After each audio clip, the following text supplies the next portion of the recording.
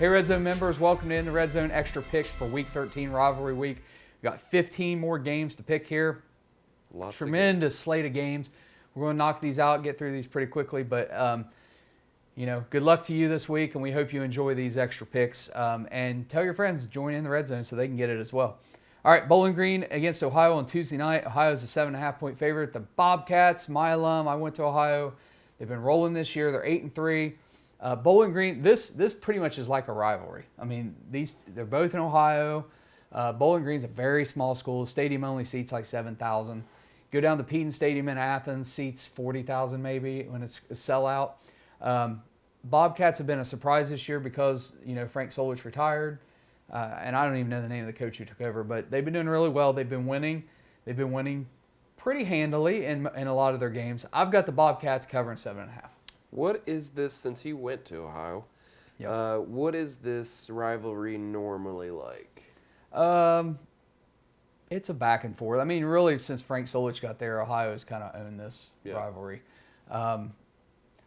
It's nothing like an Ohio State, Michigan, or anything like that. But you would know. I mean, from your time of being there. With Ohio, the rivalries have changed over the years. Miami of Ohio is a big rival. Mm-hmm. That's where Ben Roethlisberger went to school. I remember when he played there. And then Ohio's big rival has always been Marshall because they're both on the Ohio River. And so you have Ohio and Marshall. Marshall used to be an FCS school. Then they were in the MAC for a while. Yeah. Then they moved to Conference USA. And where are they at now? I don't even remember. So the rivalries have changed a little bit. But Bowling Green has always been one of those. Now, my stepdad went to Bowling Green, and I went to Ohio, so there's a little bit of family rivalry with that one as well. But anyway, I like Ohio to win, especially at home. Okay. I'm going to take Ohio as well. I'll just take your word for it. Okay. All right. Tulane against Cincinnati. Cincinnati is a 3-point favorite. Both teams ranked in the AP Top 25. This one should be a great game. Cincinnati has lost 2 games this year. They lost to Arkansas and they lost to UCF. Tulane beat Kansas State earlier in the year. Yeah. I know it was like the beginning of the year, so that seems like a long time ago. But Tulane is still a very good football team. They're going into Cincinnati. That's one reason why I like Cincinnati being at home. I think this is a very good, very close game. But I think Cincinnati's defense is the difference in the game. I like the Bearcats. Well, they're both giving up, a difference of 0.2 of a point. Mm-hmm. In what their defenses are giving up. And Tulane is scoring 35.1 points per game. Cincinnati is scoring 31.7. So really not a whole lot as far as point scoring. You give the edge to Tulane, and then their defenses in scoring defense. 0.2 of it, that's the closest I've ever seen it since we've been doing these picks.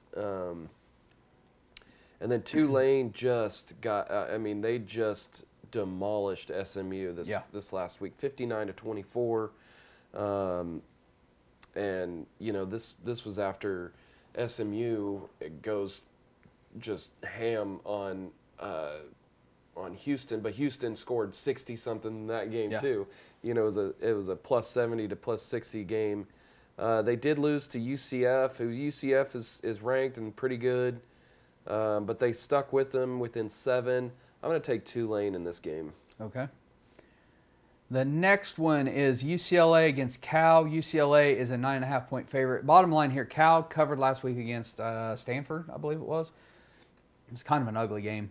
UCLA coming off the loss to USC. It's talk about a deflating game. Dorian Thompson-Robinson hurt his hand.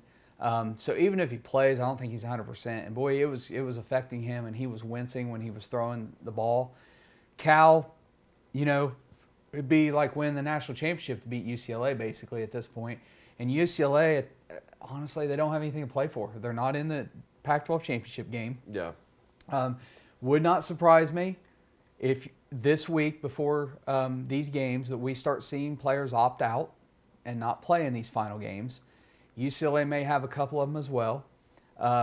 Thompson Robinson, he's done after this year. He, is likely going to get drafted. So does he shut it down with a hand injury? I don't know. I would assume he plays. I don't think he's the type that's going to shut it down. But I do think that those combination of factors means that Cal keeps it within 9.5. They don't win, but I think they keep it close. I think UCLA is a little bit deflated and they come out a little bit flat. Because this is not really a rivalry game for them. They played their rivalry game against USC. Yeah.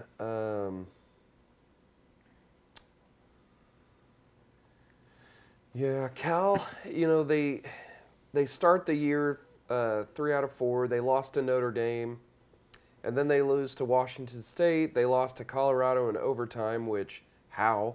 Right. They lost to Washington 28-21, lost to Oregon 42-24, lost to USC 41-35, lost Oregon State 38-10. So they haven't been blown out a ton, but they haven't really won. They got blown out by Washington State, blown out by Oregon, and blown out by Oregon State. So those are the 3 that they really have just been kind of handled. 9.5. Yeah. See, this is one where I'll pick against Cal because they're struggling, they're not doing good at all, and then they'll end up covering. So Or winning. I'm going to take Cal to cover Okay. within 9.5. I think UCLA definitely wins the game, like you said. Yeah. But I just, how many players are they going to want to rest for a bowl game? This game doesn't really mean anything. Right. So as long as they get the win, I think they're happy. Okay. Virginia's at Virginia Tech. Virginia Tech is a 1.5 favorite. Listen, Virginia's game got canceled last week against Coastal Carolina. I haven't heard anything. This game may not get played either. I don't know. It may not get played. We'll pick it anyway. And the bottom line is these types of games, these types of situations in sports, you just feel like there's divine intervention. Mm-hmm. I know it's a different sport, but I think back when I was a NASCAR fan, and in 2001 when Dale Earnhardt died in the Daytona 500, and then the July 4th race at Daytona, the first time back, and Dale Jr., his son, I mean, it was just, he wasn't going to be denied, and he won that race, and it just felt like that was meant to happen. It was going to happen no matter what. Yeah. And I just feel like regardless of how these teams are, regardless of who's the better team, you just feel like Virginia's going to get this win for those players that lost their lives. And so I'm taking Virginia if they play the game. Yeah. So both teams have only won 3 games. And Virginia's, I mean, this is one you kind of you throw stats out the door for this one. Yep. And like you said, even if the game is played, my only concern would be that Virginia's their top runner or rusher is their quarterback, and that's Brennan Armstrong. He's a senior, but he's only got 371 yards on the year rushing. He's thrown for 2,210 yards, 7 touchdowns, and 12 interceptions. Virginia Tech's quarterback Grant Wells is a junior. He's thrown for 2,171 yards, 9 touchdowns, 9 interceptions. So not very good quarterback play there in Virginia. Both teams are giving up more points than they're scoring. Oh, man. Virginia Tech did just beat Liberty, but they didn't cover. Or was Liberty the favorite? Liberty was the favorite. They Okay, were a 9.5 that's right. favorite. That's right. So they did cover. Yep. With the win. Yep. Man, I don't know. I guess I'm just gonna. I don't want to pick against Virginia. I'm gonna take Virginia. Yeah. Okay. I mean, if that tragedy hadn't happened, I clearly would have took Virginia Tech. But I mean, I just feel like something's going to happen. There's going to be turnovers. The ball's going to bounce a certain way. Mm-hmm. And you're just going to know it. You're going to see it, and you're going to know, like, hey, Virginia's supposed to win this game. Yeah. So, okay. Georgia Tech at Georgia. Georgia is a 35-point favorite. Georgia Tech just beat North Carolina, but as bad as North Carolina's defense is, it shouldn't come as a surprise. It really shouldn't. Yeah. Georgia survived Kentucky. Let's just be honest, 16-6. I mean, and Will Tevis did not play a very good game at all. So it's kind of surprising that game was as close as it was. But Stetson Bennett kind of struggled some. Yeah, he did. I don't think they were 100% focused on this game. They were not looking ahead to Georgia Tech, clearly. Yeah. But they got through their schedule. They thought the last two games would be a cakewalk. I mean, Kentucky had just lost to Vanderbilt the week before. I mean, so Georgia's looking at that like they just lost to Vanderbilt. If Georgia loses a game, but one game before that SEC championship game, and they win the SEC championship game, they're still in the top 4. Yeah. They might not be number 1, but but they're in. But they would still for sure be in. Yeah. They would definitely be in over a one-loss Clemson, I think. I feel like that Kentucky game was a wake-up call. And they come out and just obliterate Georgia Tech. So I'm going to take Georgia. I'm kind of thinking Georgia Tech. Or they rest everybody. Or they rest people. They obviously don't want to win or don't want to lose, but I'm thinking they don't have to win convincingly or impressive. They don't need to go just blow out the doors out of Georgia Tech.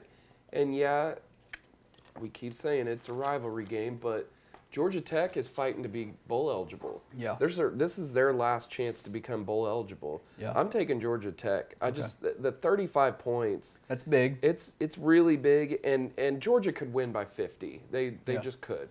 But with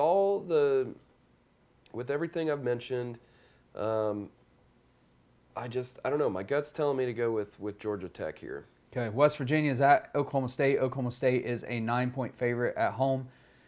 Where are they now? 7-5? 7-5, I believe. Oklahoma State? Oklahoma State. Because Oklahoma's 6-5. They're 7-4. 7-4. Okay. 7-4. Man, I'll tell you know what? I can't take Oklahoma State. They're beat up right now. Spencer Sanders played terrible in that game, that Bedlam game. And I know you don't think much of West Virginia, but I think they're a better football team. And you know what? They got beat last week, but they're scoring points. I mean, they're not terrible. They're not. I'm taking West Virginia. Okay. And 9 points, that's a lot. That's a big spread for Oklahoma State, the way they're playing to overcome. They're not playing great. No. They had 3 quarters there where they were moving the ball, but they just weren't able to. They weren't able to capitalize with points. What's West Virginia's record? Are they bowl eligible right now? No, they've won 4 games. Okay, so they can't make the bowl game. So this is it for them.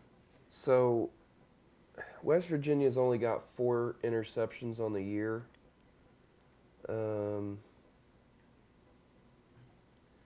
I think Spencer Sanders is good for at least another interception, but when will that come? Does it come early enough to where you can overcome it?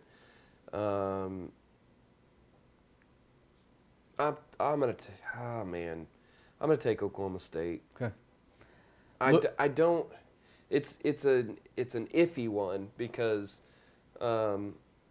it's not that I think West Virginia's good. It's just that I think that Oklahoma State is playing poorly right now, and they've played poorly in the last few weeks. I mean, they only managed 13 points against an Oklahoma defense that's been giving up 40-plus a game. Yeah. I mean, and I know you said they played better, but did they play that much better, or did Oklahoma State are they just terrible right now? And I think it's the latter. I think what we saw with Oklahoma, they put a ton of pressure on Spencer Sanders. I mean, they blitzed more. And I told my dad during, that's who I went to the game with, during one drive, the blitzing was just so brilliant. I mean, it just, where they blitzed, who was blitzing at certain times, and what gaps they were hitting, it just was, it was awesome to see. And I really hope they stick with that and can do it and stop making these little mistakes. But anyway. Oklahoma State. I'm going to take Oklahoma State. All right, next one. Louisville is at Kentucky. Kentucky is a 4-point favorite. Louisville has been playing great lately, and Kentucky's on a downward spiral, losing to Vanderbilt and then losing to Georgia, that's no slouch losing to Georgia. They hung with Georgia. But how much was that Georgia just not playing well. Yeah, and I think that's part of it as well. In this game, I'm taking Louisville. I'm taking Louisville as well. Okay. Illinois is an 11.5-point favorite against Northwestern. I don't think there's any doubt that Illinois would cover that. Northwestern's only won one game this year. They beat Nebraska in Dublin to start the season, and they've just been terrible ever since. Yep. Illinois hung with Michigan. They should have their confidence back going into this one. They still have a lot to play for as well. So, if Iowa loses and Illinois wins, because there's like a 4-way tie in the Big Ten, Big Ten West. So Illinois needs to win this game, and I think they do, and I think they cover 11.5. Yeah. You got them? Yep. Okay. Purdue is at Indiana. Purdue's a 10-point favorite. Indiana just came off the win against Michigan State. Was that in overtime? Double overtime. I don't know if Indiana can beat Purdue, but Purdue, in games when I pick them, they just struggle. Yeah, they don't inexplainable. They don't put up points. Right. Yeah. So in this last game against Northwestern, Purdue's Aiden O'Connell went 16 of 25 for 159 yards, 2 touchdowns, no interceptions, and then he got sacked because four rushes for -4 yards. And his long was like 3 yards. So, man, just not really the same Purdue that we saw kind of earlier in the year. That was just I'm taking Indiana to cover 10. You think so? Yeah, I don't think Purdue beats Indiana's not playing for anything. I mean, they've won 4 games. But it's the last home game. It's probably senior day. This is it. Last game of the year. Yeah. I mean, and it's an in-state rivalry. You don't want to lose to Purdue. Yeah, I'm taking Purdue. You're taking Purdue? Yeah. Okay. I just think Indiana's that bad. Okay. Iowa State's at TCU. TCU is an 11-point favorite. TCU, excuse me, everything to play for. They can't afford to lose. Not only do they need to win, obviously if they're undefeated, they're in. But they still have the Big 12 championship game, probably a rematch with Kansas State. And they just got to win, and they cannot afford to continue to get behind every game and then come back in the second half, which they've been doing. They got to somehow figure out a way. Sonny Dykes and that team have got to be like racehorses out of the chute and get ahead early, and they've got to fix this problem before the Big 12 championship game, because the way Kansas State's playing right now, I would take Kansas State to beat TCU right now. So they got to iron some things out. I think they do, and I think TCU covers 11 this week. Yeah, I'm taking TCU as well. They have struggled the last 2 weeks. Baylor's not a bad football team. No, they're not. They're extremely well coached, but they don't have the talent to be able to keep up with some of these other teams. They lack depth, is what they lack. Right. Yeah. And then with Texas, we know what Texas is. And both those games were away. Mm-hmm. They've played 3 out of their last 4 have been on the road. This one's at home. Yeah, I've got TCU. I mean, Iowa State lost to Texas Tech this last week, 14-10. They lost at Oklahoma State, 20-14. They did beat West Virginia. They lost to OU and Texas in back-to-back weeks. But they've kind of hung, they hung with Texas 21-24. OU beat them 27-13. And then they weren't too far behind Oklahoma State and Texas Tech. But TCU, they don't have any room for error. So they have to win this one. Because a one-loss TCU does not get in. Right. So they have to be undefeated. Unless there's more and more one-loss teams. I mean, it depends on what happens this week and then in conference championship games. In the given situation, if you have one-loss TCU, one-loss USC, one-loss Michigan or Ohio State, TCU is not getting in that situation. Because you would have a one-loss USC who's a conference champion, and you have a one-loss Michigan or Ohio State who lost to the conference champion who was number 2 or number 3. So I don't think TCU gets in over those schools. Why does it feel like USC has lost 2? They've lost 1. Only 1. Okay. Yep. So that was to Utah. Yeah, that's right. Yep. So yes, they have no room for error. They got to win. Yeah. They got to win out. Okay, next game, Tennessee 17-point favorite against Vanderbilt. I'm making this pick under the assumption that Joe Milton is the quarterback. After seeing that injury and seeing the way he hobbled off, I do not believe Hendon Hooker comes back. I think his season's done. I think we will find out that he has a ligament tear in his knee, and that his season's over with. Depending on which bowl game they draw, if the tear is not significant, he might come back for the bowl game. Mm-hmm. But in reality, why? If it's not a playoff game, like, shut it down, prepare for next year. You know what I mean? I mean, because the bowl games don't matter. If you're not in the playoffs, they really don't matter. Yeah. You know, to the players and stuff. So, because of that, Vanderbilt's on a 2-game win over Kentucky and now over Florida. If they win this game, they're bowl eligible too. Vanderbilt is? Yeah. I don't know if they win the game, but I do think they keep it within 17. I think it's a close, competitive game because Milton makes way too many mistakes. I do not believe that he can lead his team like to a championship. He's got a rocket for an arm. The guy can throw like 80 yards through the air, but he just makes really dumb mistakes that are unexplainable. And I think that he is good for 2 turnovers, and Vanderbilt capitalizes on those. Again, I like Vanderbilt to keep it within 17. So do you feel like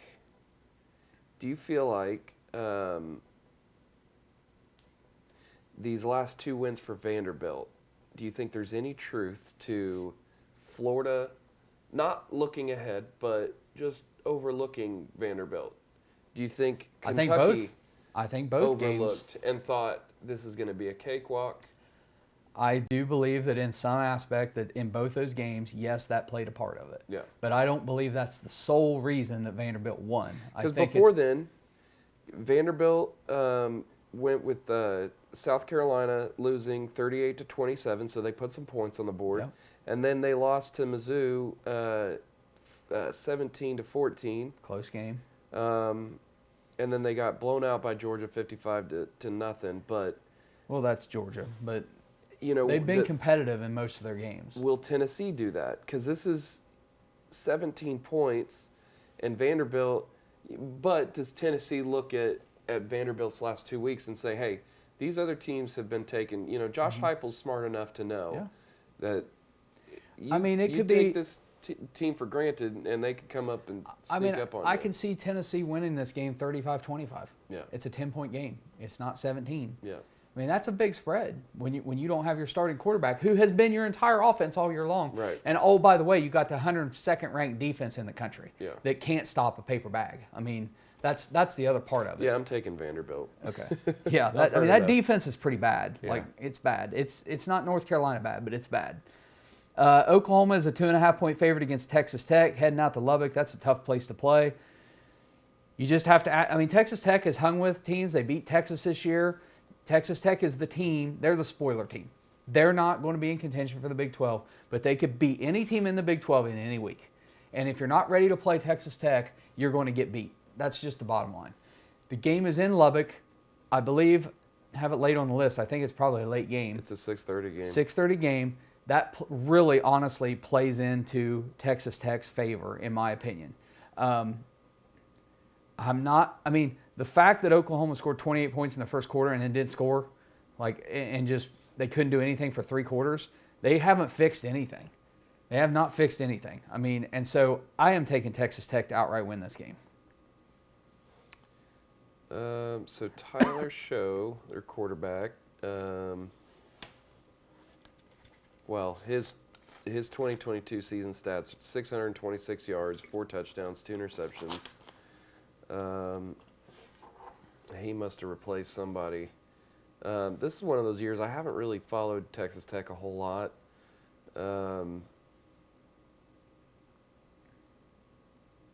Let's see, their game against Kansas, Texas Tech.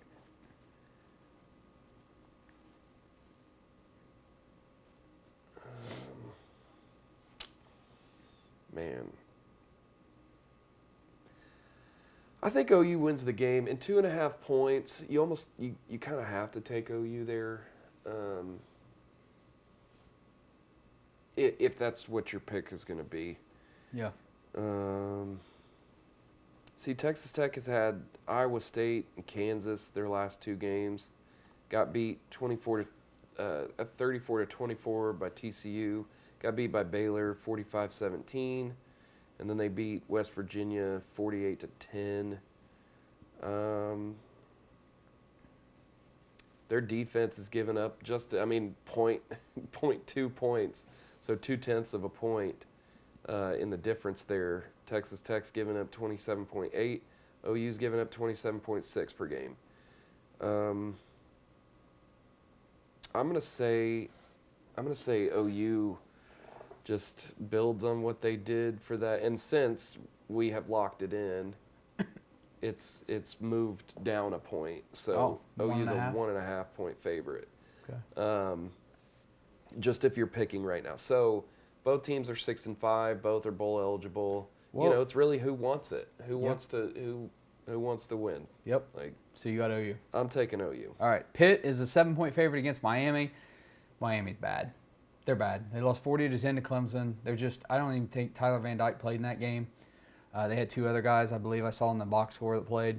Pitt's going to win, and they're going to cover 7. Yeah, I've got Pitt as well. Okay. That should be an easy win. That should be a lock, honestly.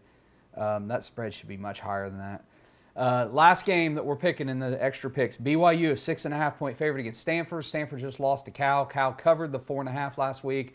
BYU will cover 6.5. BYU is a much better football team than Stanford. Even though it might end up being a defensive slugfest for a while, BYU is definitely a touchdown better than Stanford. I got BYU. Yeah, and this game is at 10 o'clock Central Standard Time. I will not be staying up to watch this game, but yeah, I'll have to check the score the next morning. But yeah, who do you like? I'm taking BYU as well. Okay, so those are our picks, extra picks for RedZone members. Hey, thank you guys for being members. We hope you enjoy these picks. And next week for you guys, we will do our free video will be the Power 5 Conference Championship games, and then the video for members only will be the Group of 5 Conference Championship games. And then we take a break until we pick some bowl games and we pick the playoff games and so on and so forth. So, hey guys. That's it for regular season. That's it for regular season. Yeah. Thank you guys. It went quick. So week 13 already. We'll see you guys next time. Take care and good luck.